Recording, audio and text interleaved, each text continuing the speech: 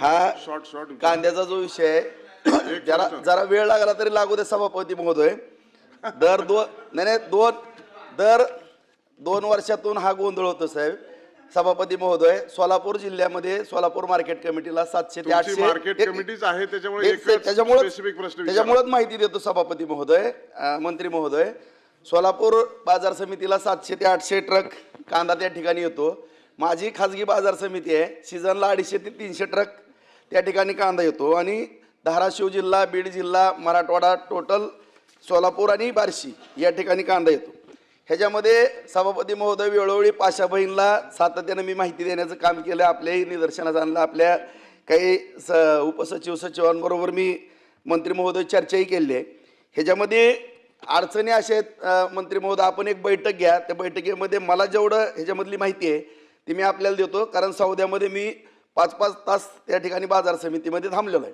आणि निर्यातीच्या बाबतीमध्ये सातत्यानं आता बच्चू बहिणी जी बोललेले आहेत, वास्तव आहे की आपण जी निर्यातीला सातत्यानं अचानक बंदी आणतो, त्याच्यामुळं इतर देश आपल्यावरती जे अवलंबून होते त्यांनी पर्याय शोधलेले आहेत. पाकिस्तानमधून किंवा इतर ठिकाणी कांदा निर्माण करण्याचे किंवा कांदा सभापती डेव्हलप करू नका, अर्धा तास डेव्हलप झाला. फक्त मला 2-3 मिनिटं द्या, मी सगळं सविस्तर सांगतो. नंतर स्पेशल चर्चा ना कांद्यावर, आता नाही. तर या ठिकाणी मुद्दे 2-3 माझे प्रश्न आहेत सभापती महोदय. निर्यातीच्या बाबतीमध्ये जे अचानक बंद केली जाते, जर भाव अति वाढले ठीक आहे, निर्यात बंद करावं लागते मान्य आहे, परंतु टप्प्याटप्प्यानं 10% अशी बंद करावी. अचानक बंद करू नये. अचानक बंद केल्यामुळं जो कांदा घेणारा वर्ग आपला तोही निराश होतो आणि पर्याय शोधतो. नंबर 1.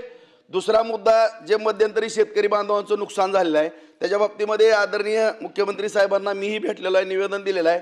त्याकरता 5 रुपयाचं तरी कमीत कमी अनुदान त्या ठिकाणी ज्या कालखंडामध्ये नुकसान झालेलं आहे शेतकऱ्याचं त्या बाबतीमध्ये द्यावं.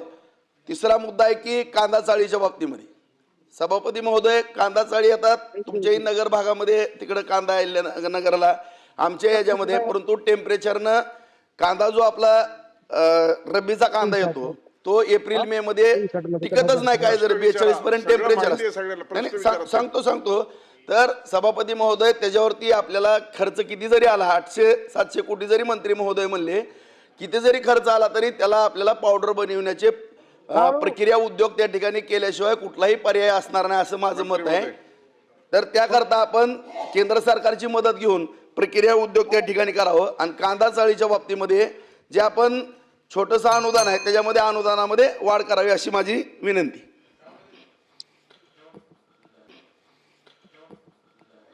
सभापती महोदय, आपले युवा सदस्य राजाभाऊंनी अत्यंत महत्त्वाचे प्रश्न मांडले. राजाभाऊ, पुढच्या काळामध्ये या सगळ्या कांद्याच्या विषय संदर्भात बैठक लावण्यात येईल आणि आपल्याला बोलून आपल्याकडचे जो अनुभव आहे, आपल्याकडची माहिती आहे ती माहिती घेण्यात येईल.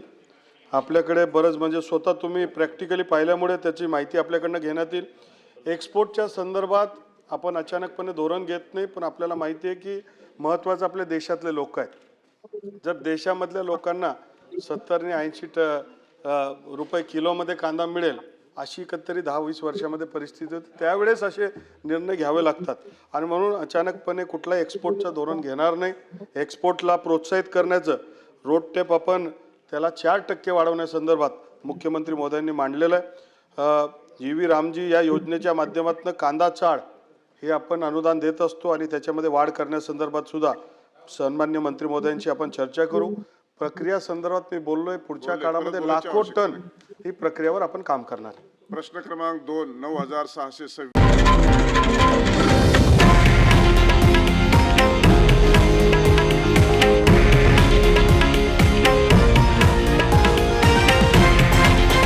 हे आहे देशातील नंबर 1 न्यूज नेटवर्क आणि आपण पाहत आहात TV9 मराठी, एकमेव.